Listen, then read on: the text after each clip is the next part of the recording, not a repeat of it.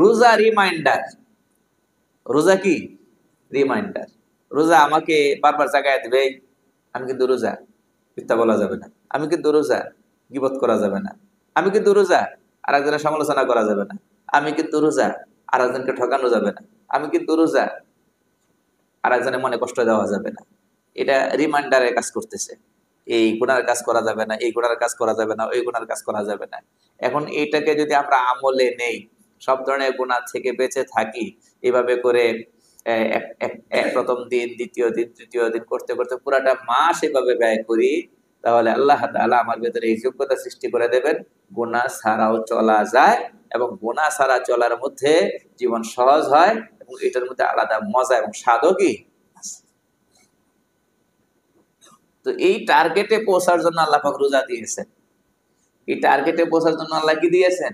রোজা দিয়েছেন। এখন যদি আমরা রোজাও রাখলাম, আর সব রকমের হারাম কাজও রোজা অবস্থায় করলাম, আগেও যেগুলা করছে সেগুলাও করি, তাহলে এই রোজা ফরজটা আদায় হয়ে যাবে কোন রকম, কাজা করার ফতোয়া দেওয়া হবে না। তবে এই রোজা উদ্দেশ্যহীন রোজা। আল্লাহ রাসূল সাল্লাল্লাহু আলাইহি ওয়াসাল্লাম বলছেন, এই রোজার আল্লাহর কাছে কোনো দাম নাই, কোনো মূল্য নাই। রাসূল সাল্লাল্লাহু আলাইহি ওয়াসাল্লাম বলেন, মান লাম ইয়াদা কাওলা যুর ওয়াল আমালা বিহি ফালাইসা লিল্লাহি হাজাতুন ফি আন ইয়াদাআ তাআমাহু ওয়া শারাবা। যে ব্যক্তি গুনার কথা, গুনার কাজ রোজা অবস্থায় ছাড়ে না, যে ব্যক্তি গুনার কথা, গুনার কাজ রোজা অবস্থায় ছাড়ে না, আল্লাহর কাছে তার রোজার এক পয়সা দাম নেই। ইসলামের 5 রুকনের মধ্যে একটি গুরুত্বপূর্ণ রুকন হচ্ছে রমজান মাসের সিয়াম বা রোজা। মাস ব্যাপী রোজা রাখতে হয়, কষ্টসাধ্য আমল। রমজানের রোজা অবশ্যই কষ্টসাধ্য আমল। টানা 1 মাস রোজা রাখা, আমরা যারা বিভিন্ন সময় মাঝে মধ্যে নফল রোজা রাখি তারা জানি এক একটা রোজা কত কষ্ট। তারপরে যদি লাগাতার রাখা লাগে, কষ্টটা বেড়ে যায়। রমজানের রোজা লাগাতার মানে একেবারে 1 মাস, চাঁদ ওঠার পর থেকে শুরু হয়, আবারও চাঁদ ওঠা পর্যন্ত। তো আল্লাহ পাক এই কষ্টসাধ্য আমলটা কেন দিয়েছেন, এর কারণ তিনি নিজেই উল্লেখ করে দিয়েছেন। বান্দারা যেন একটু বুঝে, একটু চিন্তা করে, একটু ভাবে যে আল্লাহ পাক এই কষ্টসাধ্য আমলটা এই উদ্দেশ্যকে সামনে রেখে দিয়েছেন, এই উদ্দেশ্যকে সামনে রেখে দিয়েছেন। এর উদ্দেশ্য আছে, উদ্দেশ্যবিহীন আমল না। একটু ভালো করে খেয়াল করি কথাটা। রমজানের রোজা উদ্দেশ্যবিহীন আমল না, উদ্দেশ্য আছে, এবং উদ্দেশ্য কি সেটা আল্লাহ পাক বলে দিয়েছেন। বান্দা হিসাবে আমাদের কর্তব্য হলো আমলটা করার পাশাপাশি একটু হিসাব করা যে আমি সেই উদ্দেশ্য পর্যন্ত পৌঁছতে পারবো কি পারবো না, এটা হিসাব করতে হবে। নামাজের ক্ষেত্রে কিন্তু এরকম কোনো উদ্দেশ্য বিশেষ করে টার্গেট করে দেওয়া হয়নি। নামাজ পড়তে হবে, অনেক উপকারিতা আছে এর মধ্যে, অনেক ফায়দা আছে, কিন্তু আপনি আমি এক কথায় বলতে পারবো না যে নামাজ আল্লাহ পাক কেন ফরজ করেছে। হজ বান্দা পালন করবে, এর মধ্যে অনেক অনেক উপকারিতা আছে, অনেক অনেক ফায়দা আছে, এক কথায় বলতে পারবো না। আল্লাহ পাক বলে দেননি হজকে আমি এই উদ্দেশ্যে ফরজ করেছি, যাকাতকে আমি এই উদ্দেশ্যে ফরজ করেছি, কিন্তু রোজার ক্ষেত্রে আল্লাহ বলে দিয়েছেন রোজা আমি এই টার্গেট নিয়ে, এই উদ্দেশ্য নিয়ে ফরজ করেছি। তোমাদের মধ্যে যেন এই জিনিসটা এসে যায়। এখন আপনার আমার রোজা রাখার সময় জিনিসটা যদি চিন্তায় না রাখি, তাহলে এই জীবনে কত রোজা রাখলাম, যার বয়স যত হয়েছে তত রমজান পেয়েছি, তত রোজা রেখেছি, হয়তো উদ্দেশ্য পূরণ করতে পারিনি। জানাই তো নাই, আমাদের আলোচনাই তো নাই, আলোচনাই নাই। তো আল্লাহ পাক তো বলে দিয়েছেন, হ্যাঁ আলোচনা নাই বলতে আলোচনা খতিব সাহেব করে দেন, যারা তিনি আলোচনা করেন তারা বলেন, কিন্তু আমরা অন্য সব গতানুগতিক কথার মতো শুনি, ভুলে যাই, নিজের টার্গেট বানাই না যে এই রমজানে এই টার্গেট পর্যন্ত পৌঁছাবো, এই লক্ষ্যমাত্রা পর্যন্ত পৌঁছাবো। তো আল্লাহ পাক বলে দিয়েছেন ইয়া আইয়ুহাল্লাযীনা আমানু কুতিবা আলাইকুমুস সিয়াম, হে ঈমানদারগণ তোমাদের উপর রোজা ফরজ করলাম। এটুক তো বলেছেন, এরপর আরো 2টা কথা বলেছেন, কামা কুতিবা আলাল্লাযীনা মিন ক্বাবলিকুম, যেমন ফরজ করেছিলাম তোমাদের পূর্ববর্তী গণের উপর, লাআল্লাকুম তাত্তাকুন, যেন তোমরা তাকওয়াবান হইতে পারো, তাকওয়ার অধিকারী হইতে পারো। এটা হচ্ছে গন্তব্য, গায়াত, লক্ষ্যস্থল, যেন তোমরা তাকওয়া অর্জন করতে পারো, তাকওয়ার স্তরে উন্নীত হইতে পারো, তাকওয়াবান হইতে পারো। এটা হলো রোজার টার্গেট। এর আগে আর একটা কথা বলছে, সেটা হলো যেমন ফরজ করা হয়েছিল তোমাদের পূর্ববর্তী গণের উপর। এই প্রসঙ্গটা কেন আল্লাহ পাক এখানে টানলেন? আগের উম্মতের উপর রোজা ফরজ করা হয়েছিল, তোমাদের উপরও ফরজ করা হয়েছে, যেমন আগের উম্মতের উপরও ফরজ করা হয়েছিল। এটা কেন বললেন? এটার দুইটা ব্যাখ্যা হতে পারে। এক ব্যাখ্যা হলো, একটা কঠিন কাজের ব্যাপারে যখন কাউকে বলা হয় আর সাথে যদি এর কোনো দৃষ্টান্ত দেওয়া যায়, তাহলে কাজটা সে সহজভাবে নিতে পারে। যেমন আপনার সন্তানকে যদি বলেন, বাবা একটু রাত জেগে পড়তে হবে, আপনার ছেলেকে বললেন যে একটু রাত জেগে পড়তে হবে, আমরা ঘুমিয়ে পড়ার পরেও তোমাকে আরো কিছুক্ষণ পড়তে হবে, তাহলে ব্যাপারটা সাধারণ না একটু কষ্টসাধ্য? ঘরে সবাই শুয়ে পড়বেন আর আপনার ছেলেরে বলবেন যে আর একটু জাগতে হবে, জেগে পড়তে হবে, তাহলে কষ্টসাধ্য। এটুক বলে যদি শেষ করেন তাও বলা হবে, কিন্তু আপনি যদি ব্যাপারটাকে একটু সহজ করে উপস্থাপন করতে চান, সেজন্য বিষয়টাকে একটু সহজে নিতে পারে, আগ্রহের সাথে নিতে পারে, তাহলে আপনি দৃষ্টান্ত দিবেন। বলবেন কি, যে বাবা তোমার মামা এখন যে এত বড় হয়েছে, সবাই সম্মান করে, তোমার মামা কিন্তু রাত জেগে পড়তো,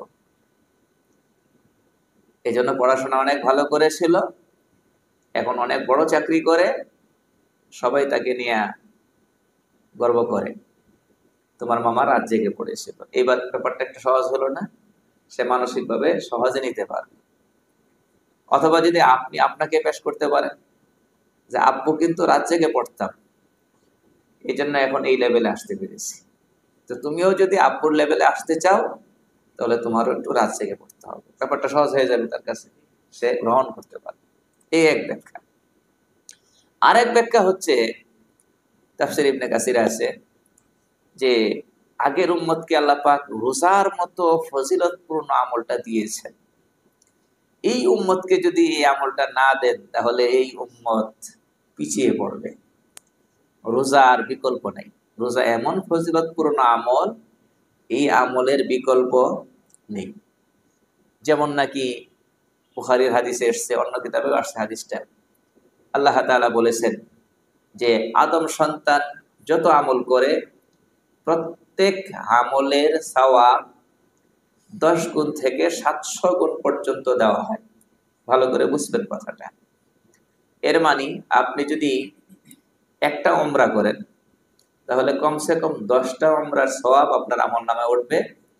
সর্বোচ্চ 700টা উমরার সওয়াব আপনার আমলনামায় উঠতে পারে, 10 গুণ থেকে 700 গুণ। আপনি যদি 2 রাকাত নামাজ পড়েন, তাহলে 2 রাকাত না, কমসে কম 20 রাকাত নামাজের সওয়াব পাবেন, কমসে কম, কারণ 10 গুণ বেড়ে যাবে না। আর সর্বোচ্চ 700 গুণ যদি হয়, তাহলে কত? 1400 রাকাত নামাজের সওয়াব আপনার আমলনামায় উঠবে। এটা আপনার আমলটা যত সুন্দর করবেন, সওয়াবটা তত বেশি লেখা হবে।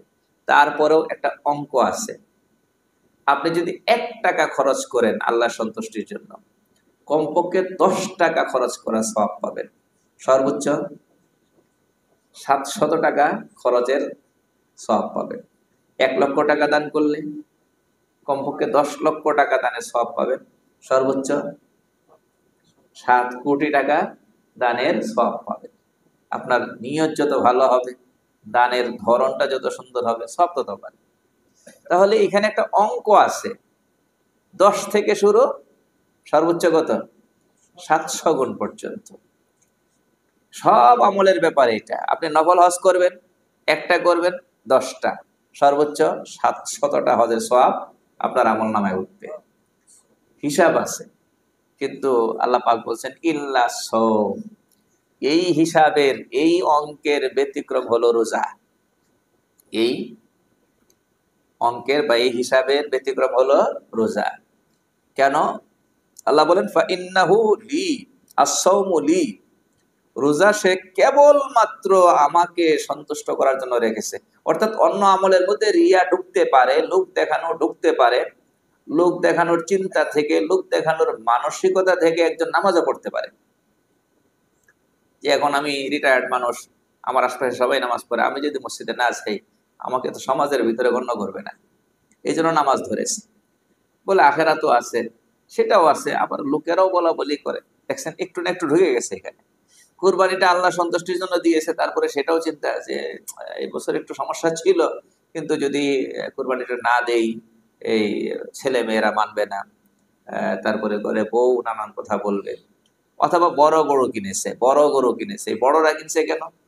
বলছে এখন তো অনেক কিছু খেয়াল করতে হয়, এই জন্য ছোটটা কিনলে কথা হবে, আমার ঘরেই কথা হবে। দেখছেন, মানে এখানে আরো অনেক কিছু যোগ হয়ে যাচ্ছে, একটু না একটু যোগ হয়ে যাচ্ছে। কিন্তু রোজার ক্ষেত্রে কাউকে যোগ করা হয়? আরে বলেন না, যোগ করা হয়। কারণ রোজা হলো দিনব্যাপী রোজা। মানুষকে দেখানোর জন্য যদি কেউ রোজা রাখতো, তাহলে কয়েকবার খেয়েও মানুষকে দেখাইতে পারতো যে আমি রোজা। ইফতারের সময় হাজির থাকলে তো হয়। আজকাল মানুষ একা হওয়ার জন্য কত সুযোগ নাকি, বিশেষ করে শহরে বাসা বাড়িতে যারা থাকে, হ্যাঁ, তো এক এক রুমের মধ্যে অনেক সময় একজনই থাকে, অথবা যে কোনো কারণে নির্জন হওয়া, একা হওয়া তো একদম সহজ ব্যাপার। একটু পানি খেয়ে নিল, একটা কিছু খেয়ে নিল, ঘরে রান্না যদি নাও হয় তাতেও সমস্যা নাই। দোকান থেকে একটা জিনিস কিনে আনবে, দোকানদার মনে করবে বাচ্চার জন্য নিচ্ছে, কেকটা নিচ্ছে বাচ্চার জন্য, এসে নিজেই খাইলো। আর উপর দিয়ে দেখাইলো রোজাদার। কেউ বোঝার কায়দা আছে নাকি? কিন্তু কোন রোজাদার এই কাজটা করে না। তাহলে বোঝা গেল এখানে মানুষকে দেখানোর বিষয়টা যুক্ত হয় না, শুধু কাকে খুশি করার জন্য? আল্লাহকে খুশি করার জন্য। আল্লাহ বলেন রোজাটা যেহেতু এরকম খালেস ইবাদত, এই জন্য এই রোজার সওয়াব আমি আল্লাহ নিজে দেব। কোম্পানির মালিক যদি কারো বেতন স্পেশালি নিজে দেয়, নিজের হাতে দেয়, কম দিবে না বেশি দিবে? আরে বলেন না, বেশি তো দিবে। অন্যদের চাইতে অবশ্যই কি বেশি দিবে। অন্যদের গুলো সিস্টেম মতো যায়, আর ওনারটা স্পেশালি কে দেয়? মালিক নিজ হাতে দেয়, বেশি হবে। তো এখান থেকে কি বুঝলাম? যে রোজা হলো ফজিলতের দিক থেকে এমন আমল যার কোনো বিকল্প নেই। এখন এই আমলটা আগের উম্মতদেরকে দিয়েছে, অন্য উম্মতদেরকে আল্লাহ পাক দিয়েছেন। যদি আমাদেরকে না দেন, মুহাম্মদ সাল্লাল্লাহু আলাইহি ওয়াসাল্লামের উম্মতকে না দেন, তাহলে আমরা এই জায়গাটাতে পিছিয়ে পড়বো না? আল্লাহ বলেন তোমরা যেন পিছিয়ে না পড়ো, এই জন্য তোমাদেরকেও দিয়েছি। এবং আমাদেরকে আলহামদুলিল্লাহ এমন ভাবে দিয়েছেন যে এক মাসেই দিয়ে দিয়েছেন, যে পূর্ণ মাস রোজা রাখো, পূর্ণ মাস রোজা রাখো। কামা কুতিবা আলাল্লাযিনা মিন ক্বাবলিকুম লাআল্লাকুম তাত্তাকুন। দিলাম কেন? টার্গেট কি, লক্ষ্য কি? তোমাদেরকে ক্ষুধায় পিপাসায় কষ্ট দেওয়া আমার উদ্দেশ্য না। তোমরা ক্ষুধায় কষ্ট করলে আমার ভালো লাগে, তোমরা পিপাসায় কষ্ট করলে আমার ভালো লাগে, এরকম কোনো ব্যাপার স্যাপার আছে নাকি? না। দিলাম কেন? তোমাদের মধ্যে একটা গুণ যেন অর্জিত হয়, একটা যোগ্যতা যেন অর্জিত হয়, একটা বিশেষ কোয়ালিটি তোমাদের ভেতরে যেন আসে, সেটা হচ্ছে তাকওয়া। সেটা কি? তাকওয়া। এখন আপনার আমার রোজা রাখার সময় এটা হিসাবে রাখতে হবে যে তাকওয়াওয়ালা রোজা, যে রোজার দ্বারা তাকওয়া হাসিল হবে, যে রোজার দ্বারা তাকওয়া অর্জিত হবে, সেই রোজা আমি রাখতেছি কিনা। বলে তাকওয়াটা এত জরুরি কেন? এটা সবচেয়ে গুরুত্বপূর্ণ একটা বিষয়। তাকওয়াটা আমাদের মুসলিম সমাজে এটাকে মনে করা হয় বিশেষ শ্রেণীর জিনিস, এই গুণ বিশেষ শ্রেণীর জন্য, যারা এই সম্পূর্ণ সংসার থেকে আলাদা হইতে পারছে, বয়স টয়স হয়ে গিয়েছে, এখন মসজিদে পড়ে থাকলে সমস্যা নাই, লম্বা পাঞ্জাবি গায়ে দেবে, তাসবিহ হাতে নেবে, হ্যাঁ, তারপরে জিকির আজকার তেলাওয়াত, তারপরে দাওয়াত ও তাবলীগের মেহনত করবে, ওয়াজ করে আয়সা, মানে মোটামুটি সংসার বিমুখ হয়ে যাবে। এইবার আর কামাই রোজগার, ঘর সংসার এগুলোর সাথে সম্পর্ক নাই, উনি এইবার এই তাকওয়া এর সাথে যুক্ত হয়েছেন। তাকওয়া হলো এরকম জিনিস। আর এটা ভুল ধারণা। তাকওয়া তো হলো একটা মৌলিক গুণ, যে কোনো ইমানদারের একেবারে বেসিক এবং মৌলিক যে গুণটা অর্জন করতে হবে সেটা হলো তাকওয়া। তো যে কোনো ইমানদার হোক, জোয়ান হোক, বুড়া হোক, নারী হোক, পুরুষ হোক, যে কোনো ইমানদারের জন্য প্রথম একবারে বেসিক মৌলিক যে গুণগুলো অর্জন করতে হয়, তার মধ্যে একটা হচ্ছে তাকওয়া। কারণ তাকওয়া আসলে হেদায়েত আসবে, তাকওয়া নাই হেদায়েত নাই। হুদাল্লিল মুত্তাকিন, কোরআনে কারিমের শুরুতেই ঘোষণা এটা, হুদাল্লিল মুত্তাকিন। কোরআন যে আসছে হেদায়েত দেওয়ার জন্য, এই হেদায়েত পাওয়ার জন্য শর্ত হলো তাকওয়াওয়ালা হওয়া লাগে। আমাদের সবার গন্তব্য একটা, মৃত্যুর পরে আমরা সবাই জান্নাত চাই, ঠিক কিনা কথা? আল্লাহ বলেন জান্নাত পাইতে হলেও তো তোমার ভেতরে তাকওয়া লাগবে। হুদাল কি বলে, উইদ্দাত লিল মুত্তাকিন, উইদ্দাত লিল মুত্তাকিন, জান্নাত তো প্রস্তুত করা হয়েছে যারা তাকওয়াওয়ালা তাদের জন্য। আল্লাহর সাথে সম্পর্ক দরকার আছে না? যে যে মানে সম্পর্ক চাই, আল্লাহর সাথে সম্পর্কের ভিত্তি হলো ইমানের পরে তাকওয়া, এবং যার মধ্যে তাকওয়া উল্লেখযোগ্য মাত্রা এসে যায়, যার মধ্যে তাকওয়া একটা ভালো পর্যায়ে এসে যায়, ভালো মাত্রা এসে যায়, সে সন্দেহাতীত ভাবে আল্লাহর ওলি হয়ে যায়। সে সন্দেহাতীত ভাবে কি হয়ে যায়? বলে সন্দেহাতীত বললেন কেমনে? কোরআন বলছে, আমি তো বলিনি। আল্লাহ বলছেন আলা ইন্না আউলিয়া আল্লাহি লা খাউফুন আলাইহিম ওয়া লা হুম ইয়াহজানুন, যারা আল্লাহর ওলি তাদের কোনো ভয় নেই, চিন্তা নেই। যারা আল্লাহর ওলি তাদের কোনো ভয় নেই, চিন্তা নেই। এরপরে ওলি কারা সেটা আল্লাহ পাক বলে দিয়েছেন, আল্লাযিনা আমানু ওয়া কানু ইয়াত্তাকুন, যাদের মধ্যে ঈমান আছে আর যাদের মধ্যে তাকওয়া আছে। এই দুই জিনিস, যাদের মধ্যে কি আছে? ঈমান আছে আর যাদের মধ্যে তাকওয়া আছে, তারাই হলো আল্লাহর ওলি, তারাই হলো আল্লাহর ওলি। বলে এগুলো তো বুঝলাম আধ্যাত্মিক ব্যাপার স্যাপার, দুনিয়ার কোনো উপকার আছে নাকি? হ্যাঁ, দুনিয়ারও সম্পূর্ণ কিছু নির্ভর করে এই তাকওয়ার উপর। দুনিয়া সম্পূর্ণ নির্ভর করে কিসের উপর? তাকওয়ার উপর। দুনিয়াতে তার জীবনটাই সহজ যার ভিতরে তাকওয়া আছে, এবং তার জীবনটাই কঠিন যার ভেতরে তাকওয়া নেই। এবার ব্যক্তি বলেন, সমাজ বলেন, ব্যক্তি বলেন আর সমাজ বলেন, কোনটা দিয়ে আগে দৃষ্টান্ত দেব? সমাজ দিয়ে দিব? সমাজ দিয়েই দিই। বর্তমান সমাজ কঠিন না সহজ? এই যে বর্তমান সমাজ ব্যবস্থা, আমরা কি একটা সহজ সমাজ ব্যবস্থার মধ্যে আছি না কঠিন সমাজ ব্যবস্থার মধ্যে আছি? আরে বলেন না, কঠিন সমাজ ব্যবস্থার মধ্যে আছি। কেন? কারণ এই সমাজ ব্যবস্থার মধ্যে তাকওয়া নেই। এক রমজান দিয়েই দেখেন না, রমজান আসলে জিনিসপত্রের দাম বাড়ে না কমে? আর বলেন না, বাড়ে না কমে? বাড়ে। এই যে বাড়ানো হয়, এটা কি তাকওয়া আছে বলে নাকি নাই বলে? আছে বলে না নাই বলে? আচ্ছা, এখন এই জিনিসপত্রের দাম বাড়লে যে ব্যবসা করতেছে সেই শুধু মানে লাভবান হচ্ছে, সে শুধু লাভের উপরে আছে, তার কোনো ঝামেলা নেই, এরকম নাকি? তারও তো ঝামেলা আছে, তারও তো কি আছে ঝামেলা। সে এক জায়গায় না বেচে, আরো 10 জায়গায় গিয়ে কিনে, ঠিক না? কি বলেন? সে এক জায়গায় কি করে? বিক্রি করে। কিনে কয় জায়গায় গিয়া? 10 জায়গায় গিয়া। কিনা বলতে সবকিছু তো কিনা, আমাদের সেবা কিনা লাগে না? অসুখ হলে কার কাছে যাওয়া লাগে? ডাক্তারের কাছে। সেই ডাক্তারের কাছে গিয়ে কি কিনতেছে? চিকিৎসা সেবাটা কিনতেছে কিনা? আরে কথা বলেন না, একবার কিনি না আমরা, এখন 2 বার কিনি। চিকিৎসা সেবাটা একবার কিনি না, কয়বার কিনি? 2 বার কিনি। জানেন নাকি এটা? একবার কিনেন কেমনে জানেন? একবার তো পয়সা দিয়েই দিছেন। এই যে যারা ডাক্তার হয়েছে, আপনার আমার পয়সা খরচ করে ডাক্তার হয়নি? আরে মেডিকেল কলেজ থেকে যারা পাশ করছে, এরা কি আমার আপনার পয়সা খরচ করে পাশ করে নাই? মেডিকেল কলেজের জন্য সরকারের তরফ থেকে যে বাজেট, এটা দেয় কে? আসে থেকে? আমাদের পয়সা দিয়ে। তা আমাদের পয়সা দিয়ে ডাক্তার হলো না? এরপরে হাসপাতালে যে ব্যবস্থাপনা গুলো আছে, এগুলো চলতেছে কাদের পয়সা দিয়ে? আরে বলেন না, আমাদের পয়সা দিয়ে। তাহলে একবার তো আমরা এখানে দিয়ে রাখছি, ইনভেস্ট করে রাখছি, তারপরে সরকারি হাসপাতালে যার চিকিৎসা আছে? আরে বলেন না, আছে। প্রত্যেকের তাজা অভিজ্ঞতা থাকতে পারে। যদি হাসপাতালে গিয়ে থাকেন, আমি একটা তাজা দিতে পারি, তাজাটা দিব না, আবার বের করে ফেলবেন কোন হাসপাতালে গিয়েছিল। একটা পিছনের দিক নাকি দিব? হ্যাঁ, আমি কথা তো আজকে সংক্ষেপ আলোচনা করার কথা ছিল, বাকি না এই প্রসঙ্গ থাক। আপনারা কম বেশি এইসব ব্যাপারে জানেন, কৌতূহল সৃষ্টি করে আবার না বললেও তো সুবিধা আছে, বইলেই পেয়ে। একবার এক ডাক্তার তাবলিগে আসছে, আমি এখানে না অন্য এক মাদ্রাসায় ছিলাম তখন, সম্ভবত 9-10-এর দিকে হবে, 12 আগে। তো তাবলিগে আসছে, তো এসে আমার সঙ্গে খাসভাবে আবার সাক্ষাৎ করছে। তো পরে বললো যে হুজুর, আমি অমুক হাসপাতালে আছি, আমি আছি চক্ষু বিভাগে, তো আপনি সেখানে চক্ষুর ব্যাপারে হোক, অন্য যে কোনো ব্যাপারে হোক, আপনি যদি যান, আমি যে বিভাগে আপনাকে নেওয়া লাগে আমি সেখানে সহযোগিতা করবে। তো আমি একটা ছোট্ট প্রবলেম নিয়ে ঠিকই একদিন গেলাম। উনি বললো যে হুজুর এই ব্যাপারে খুব অত্যাধুনিক সরঞ্জামাদি যন্ত্রপাতি আমাদের হাসপাতালে আছে, আমি আপনাকে নিজে নিয়ে যাব, বলে দেবো, যত্ন সহকারে দেখবে। তা আমার তো হলো যত্ন সহকারে দেখার দরকার।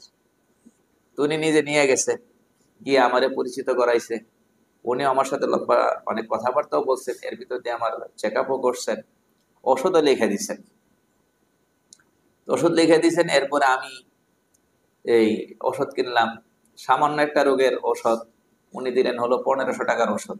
এখন না, 2000 ধরেন না 10 সালে 1500 টাকার ওষুধ দিলেন। দেওয়ার পর এই 1500 অঙ্কটা মনে রাখবেন, সামনের সাথে মিলাইলে বুঝবেন এটার দ্বারা কি বুঝাইছি। উপকার কিছুই হয়নি। পরে আমার আবার এক পরিচিত ডাক্তার ছিল, যে মাদ্রাসায় পড়াতাম, ওই মাদ্রাসা মার্কেটেই বসতেন। ওনার কাছে গেলাম, উনি বললো যে আপনি ওখানে গেছেন কি জন্য? আমি বললাম গেছি তো এই কারণে। তো এই যে ওষুধগুলো লেখছে এগুলো হলো আপনারা শিক্ষা দিতে, জীবনে যেন সরকারি হাসপাতালে না যান, প্রাইভেট দেখাবেন। ওনার কাছে হাসপাতালে গেছেন কেন দেখা করতে? এটা আপনারা শেখানোর জন্য উনি এতগুলো ওষুধ লিখে দিচ্ছে, 1500 টাকার ওষুধ লিখে দিচ্ছে। তো এখন কি করতে হবে? আমি আর একজন ডাক্তারের সিরিয়াল নিয়ে দিতেছি, উনি ঢাকার থেকে আসেন, অমুক জায়গায় বসেন, ওখানে যান। গেলাম, ওখানে 600 টাকা ভিজিট দিলাম। 10 সালের কথা, 500 টাকা ভিজিট, 600 টাকা ভিজিট দিলাম। উনি মাত্র 75 টাকার ওষুধ লিখলেন। কত টাকা? 75 টাকার ওষুধ লিখলেন। 15 দিনের জন্য দিয়েছেন, 15 দিন ব্যবহার করতে হয় নাই, 7 দিনের মাথায় মোটামুটি ভালো হয়ে গেছে। এবার বুঝতে পেরেছেন তো? তাহলে 75 টাকার জায়গার মধ্যে উনি 1500 টাকার ওষুধ দেখছেন, তাও ভালো করার জন্য না, আমার অপারেশন করার জন্য, হয়রান করার জন্য। বুঝতে পেরেছেন নাকি? এইরকম ঘটনা আমার আপনার জানার মধ্যে কি আছে?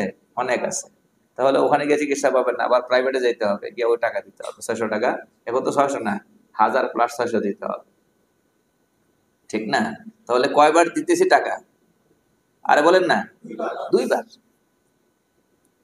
আবার এই ডাক্তার সাহেব এই যে ডাকাতি করে টাকাটা নিল, উনিও তো গিয়ে মাছ কিনবে, সেখানে একবার ধরা খাবে। আর একবার গোস্ত কিনবে, সেখানে গিয়ে আরেকবার ধরা খাবে। তরকারি কিনবে, সেখানে গিয়ে আরেকবার ধরা খাবে।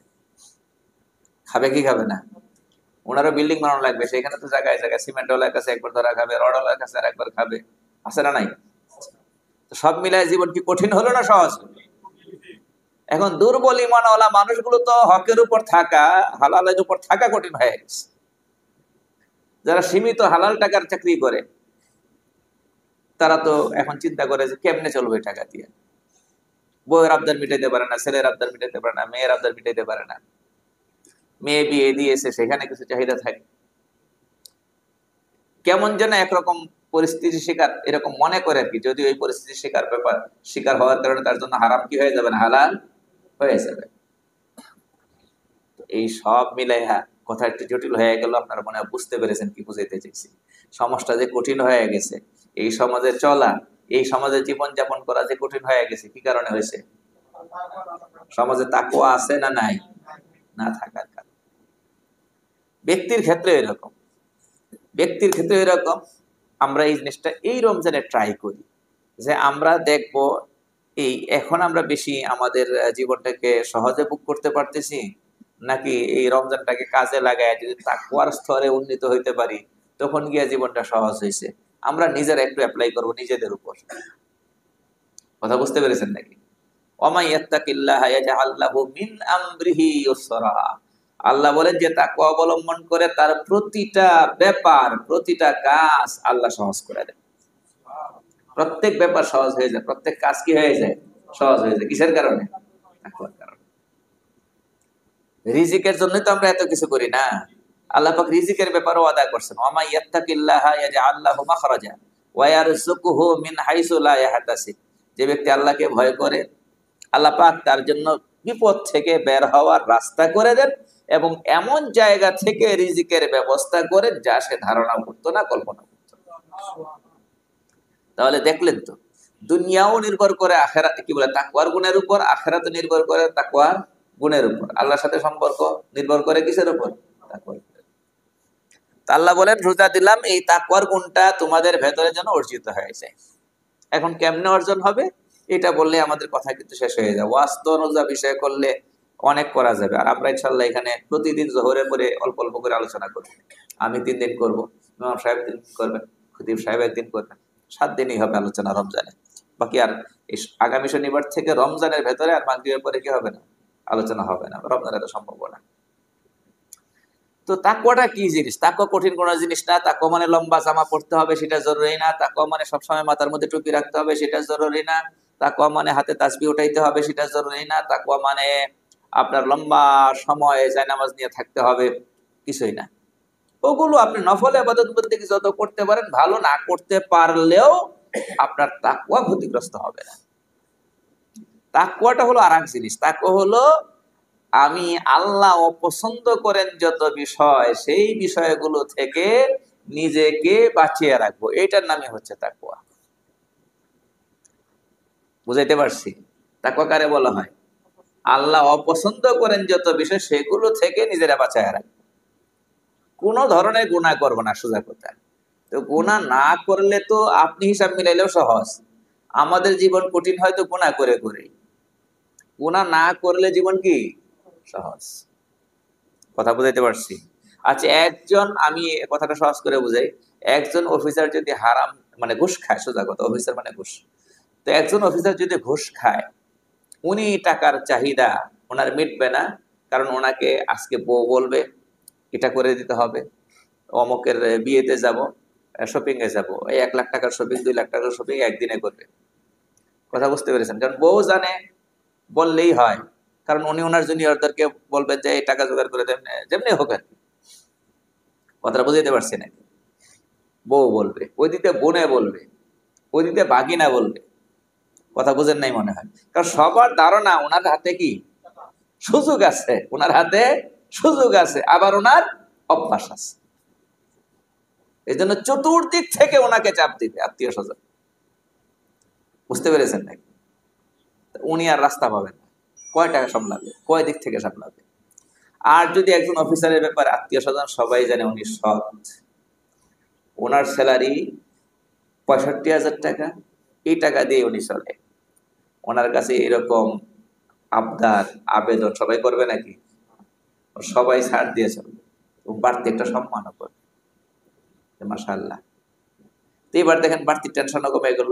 আজকে 2 লাখ ম্যানেজ করতে হবে, আগামী সপ্তাহে 5 লাখ করতে হবে, গত সপ্তাহে 10 লাখের ব্যবস্থা করে দেওয়া লাগছে।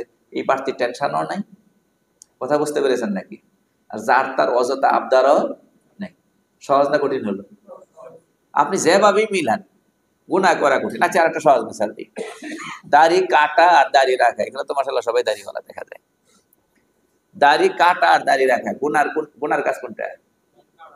হ্যাঁ, দাড়ি কাটা। বুঝতে পেরেছেন নাকি? আর দাড়ি রাখা হলো সওয়াবের কাজ। এখন এই দুইটার মধ্যে কোনটা কঠিন কোনটা সহজ? হ্যাঁ, রাখাটাই কঠিন। রাখাটা কঠিন কেমনে? আপনারা যে রাখছেন প্রত্যেকদিন কি পরিমাণ কষ্ট করেন? আপনারা জিজ্ঞাসা করি। আপনি যে রাখছেন প্রত্যেকদিন কি পরিমাণ কষ্ট করেন?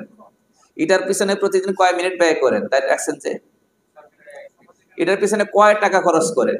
যারা দাড়ি রাখছেন, কথা ভালো করে খেয়াল করবেন, যারা দাড়ি রাখছেন এর পিছনে কোনো টাকা প্রতিদিন খরচ করা লাগে না। এটার পিছনে প্রতিদিন কয়েকটা মিনিট ব্যয় করা লাগে না। লাগে? কোনো সময় ব্যয় করা লাগে না। আর যারা দাড়ি কামায়, প্রত্যেকদিন একটা বাড়তি কাজ, ওইটা আগে কি করে? কামানো লাগে নাকি? পয়সা খরচ আছে নাকি? বিনা পয়সায় হয়? পয়সা খরচ করতে হয়, সময়ও ব্যয় করতে হয়, গুনাও কামাই হয়। তাহলে কোনটা সহজ হইল? হ্যাঁ, কঠিন কোনটা বলছেন যে সমাজের লোকেরা কি বলে। আর সমাজের লোকেরা আগে সালাম দিত না, এখন সালাম দেয়। হ্যাঁ হ্যাঁ, এটা আমি বলতেছি। সমাজের লোকেরা আগে সালাম দিত না, এখন কি দেয়? সালাম দেয়। এক কলেজের প্রতিষ্ঠাতা প্রিন্সিপাল, রাজনৈতিক কারণে ওনার চাকরি চলে গেছিল। তো উনি মফস্বলের একটা কলেজের প্রতিষ্ঠাতা প্রিন্সিপাল ছিলেন। এরপরে ওর মামলাও হয়ে গেছে ওনার নামে, এলাকা ছাড়া লাগবে। তো এই জন্য আমি যেখানে জমা পড়াই সেইখানে এসে চাকরি নিয়েছেন।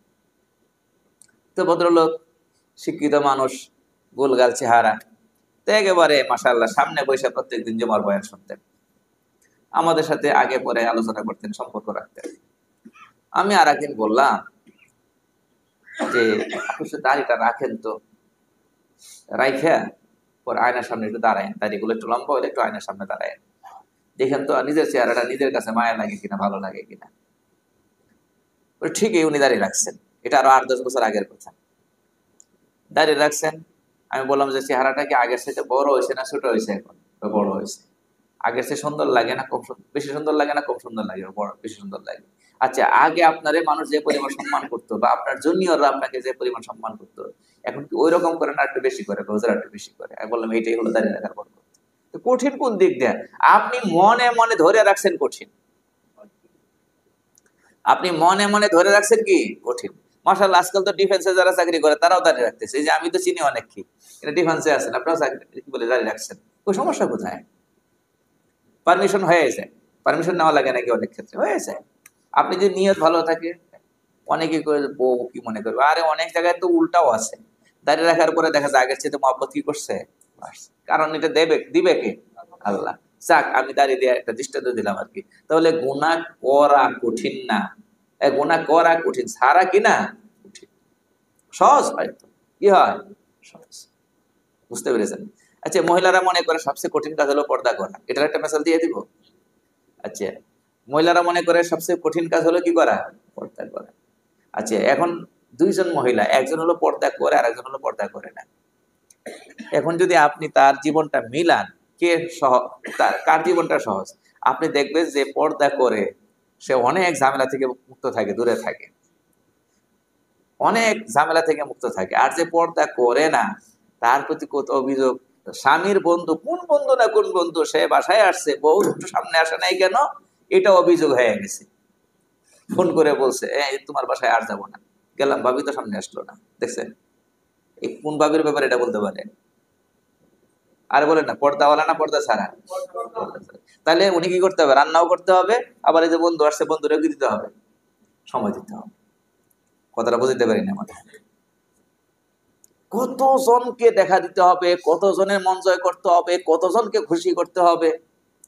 আর যদি জানে যে উনি কিওয়ালা, পর্দাওয়ালা, তাহলে সর্বোচ্চ পর্দার আড়াল থেকে, ভাবি জানি আপনি সামনে আসবেন না, আপনি তো অনেক পরহেজগার মানুষ, আমার জন্য একটু দোয়া করেন। এবার সম্মান বেশি করলো না কম করলো? আর বলেন না, তাহলে জীবন কঠিন হয় না, বাস্তবে জীবন কি হয়? সহজ হয়।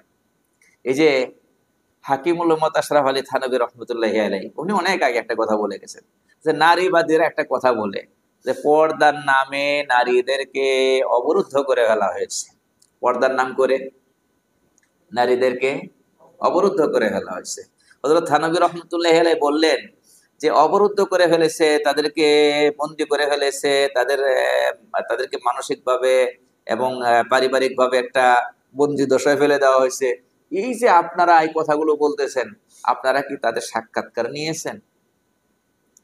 পর্দানসীন নারীদের সাক্ষাৎকার নিয়েছেন, যে তারা পর্দার ভেতরে থেকে নিজেদেরকে এরকম কয়েদি মনে করে কিনা, তারা অশান্তিতে আছে কিনা, পর্দার কারণে তারা নিজেদের উপর মানে কোনো চাপ অনুভব করে কিনা?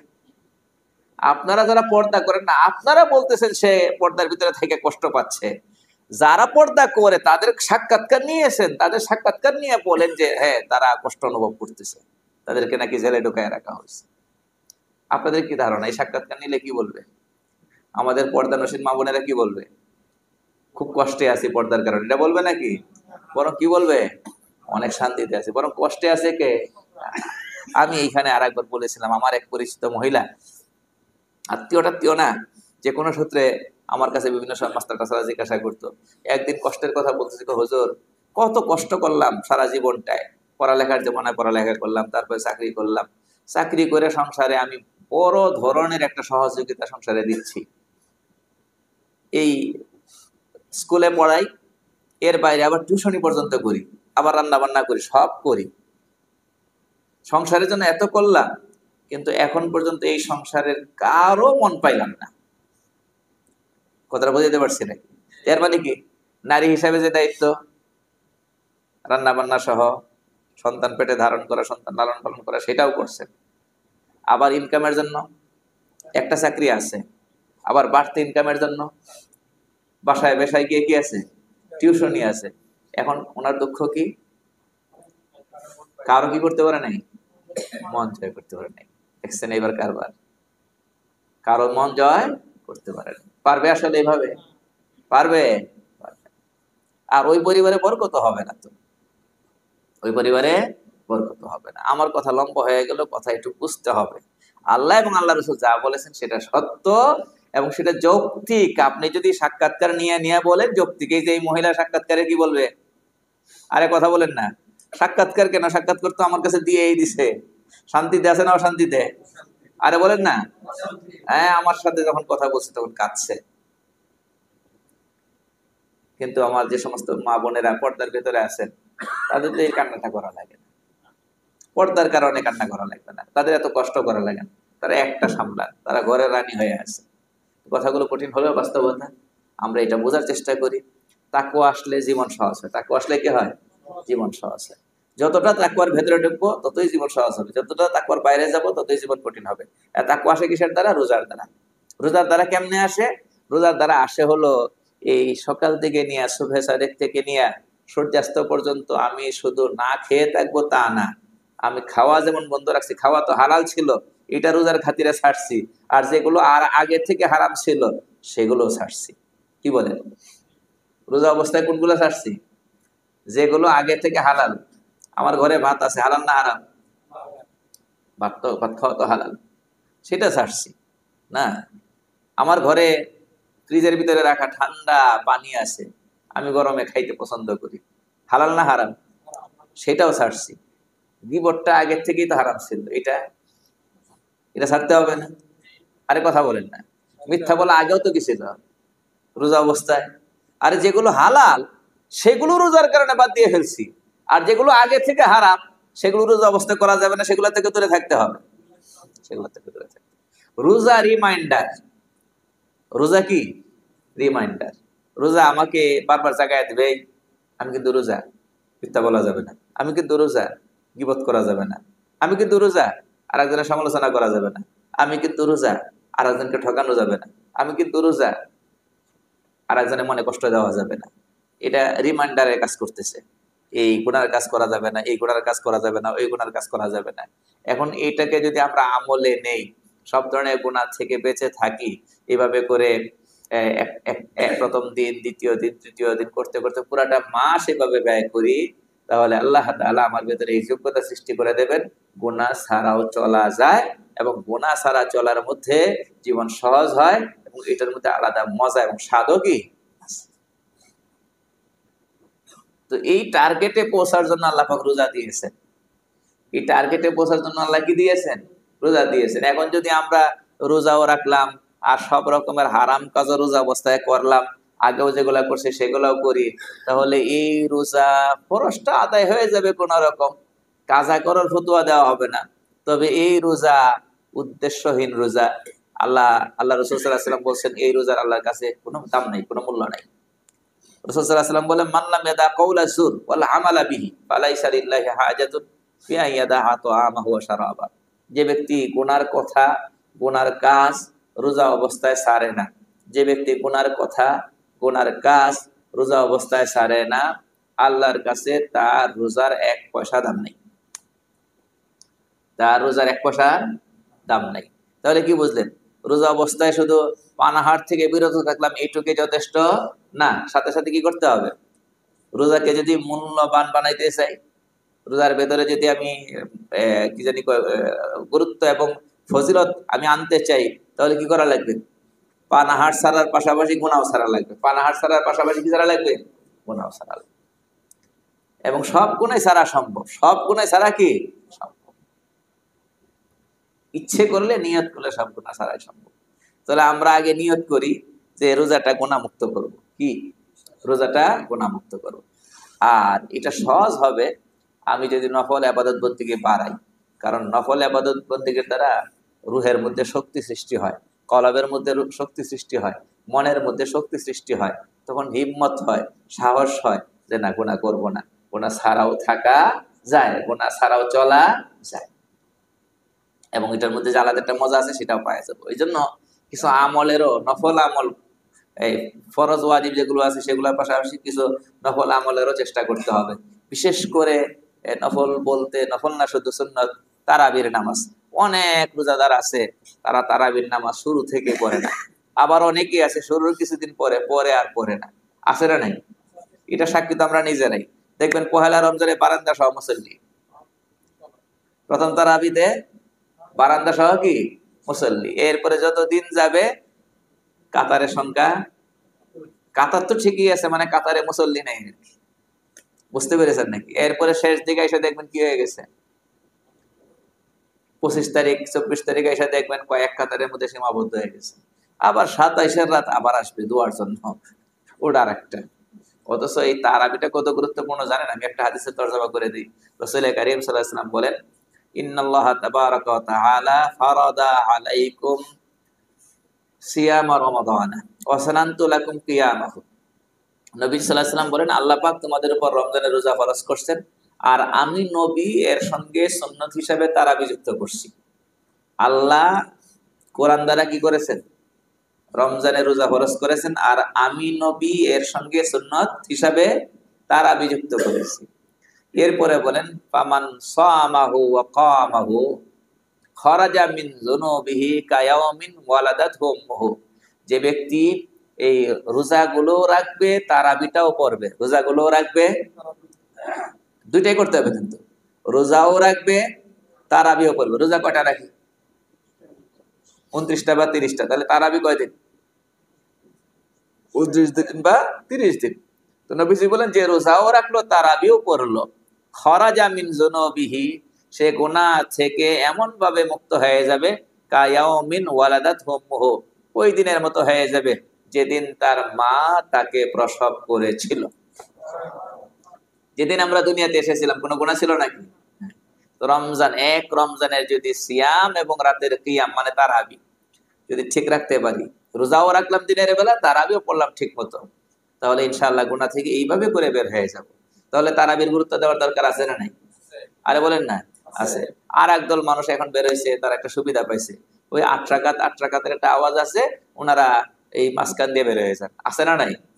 আপনি সামিল হয়েছেন 20 রাকাতওয়ালা জামাতে, এরপরে 8 রাকাত করে ভাগছেন, এটা কোন হাদিসে আছে? এটা কার ফতোয়াতে আছে? এটা তো বিনবাজের ফতোয়াতেও নাই, বরং এটা পরিষ্কার হাদিস বিরোধী আমল। কোনটা?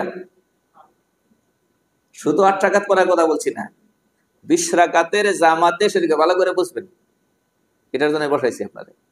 20 রাকাতের জামাতে শরীক হয়ে 8 রাকাতের পরে বের হয়ে যাওয়া, কোনটা বললাম? কেউ শুরুতে 8 রাকাত পড়তেছে, এটা আর এক হিসাব, ঠিক করতেছে না ভুল করতেছে সেটা আর এক হিসাব। আমি বলছি এখন কোনটা শামিল হয়েছে, কয় রাকাতের জামাতে? 20 রাকাতের জামাতে, এরপরে বের হয়ে গেছে 8 রাকাতের পরে। এইটা পরিষ্কার হাদিস বিরোধী আমল। এটা আমার কথা না, সৌদি আরবের মুফতি সাহেব এই ফতোয়া, এটা আমার কাছে সেই ফতোয়া আছে। কারণ এটা হাদিস বিরোধী কেন? রাসূল সাল্লাল্লাহু আলাইহি ওয়াসাল্লাম বলেন, মান কামা মাহাল ইমামে হাত্তা ইয়ানসারিফা, তারাবির ফজিলত পাওয়ার জন্য ইমামের সঙ্গে থাকতে হবে ইমামের নামাজ শেষ হওয়া পর্যন্ত। তো ইমাম পড়বে কয় রাকাত? ইমাম শেষ করবে কখন? 20 রাকাতের মধ্যে। আপনি তো এর আগেই ভাগছেন, এটা পরিষ্কার এই হাদিস বিরোধী। এটা সৌদি আরবের আলেমরা এই ফতোয়া দেন। এখন এই ফতোয়ার উপর আমল করা মানুষ বহু আছে না নাই? আরে কথা বলেন না, কেন ইবাদত থেকে এরকম আমরা ভাগি, কেন পলায়ন করি? রমজান মাসে ইবাদত বেশি করার কথা, সুযোগ আছে, আমার আশপাশে সবাই 20 রাকাত পড়তেছে, আমি কেন 8 রাকাত করে ভাগি? নফল আমল বাড়াইতে হবে, বিশেষ করে কোরআন সংশ্লিষ্ট যে আমলগুলো আছে এগুলো গুরুত্ব দিতে হবে। কোনগুলো? কোরআন সংশ্লিষ্ট, কোরআনে কারিমের তেলাওয়াত করা, নামাজে তেলাওয়াত শোনা, নাকি এমনিও আপনি তেলাওয়াত শুনতে পারেন, প্রতিদিন নিয়ম করে তেলাওয়াত করতে পারেন। হ্যাঁ, প্রতিদিন কিছু কিছু যে তেলাওয়াত করা হয়, অন্য মাসের চাইতে রমজান মাসে একটু বেশি হবে। কোরআন রিলেটেড, কোরআন সংশ্লিষ্ট আমলগুলো ইনশাআল্লাহ আমরা রমজান মাসে বাড়াবো। সব আমলে কিছু কিছু বাড়ানোর চেষ্টা করব, আর সর্বোচ্চ গুরুত্ব দিব যে জিনিসটা, সেটা হলো কি করবো না, রমজান মাসে গুনাহ করবো না। প্রত্যেকে তো জানি আমি কোন ধরনের গুনার সাথে যুক্ত, ওটা থেকে বের হয়ে আসবো, ইনশাআল্লাহ জীবন সুন্দর হয়ে যাবে, আল্লাহর সাথে সম্পর্ক হবে, হেদায়েত পুরাপুরি আল্লাহ পাক দান করবে, ইনশাআল্লাহ আখিরাতে জান্নাত দান করবে। আল্লাহ পাক আমাদেরকে আমল করার তৌফিক দান করুন।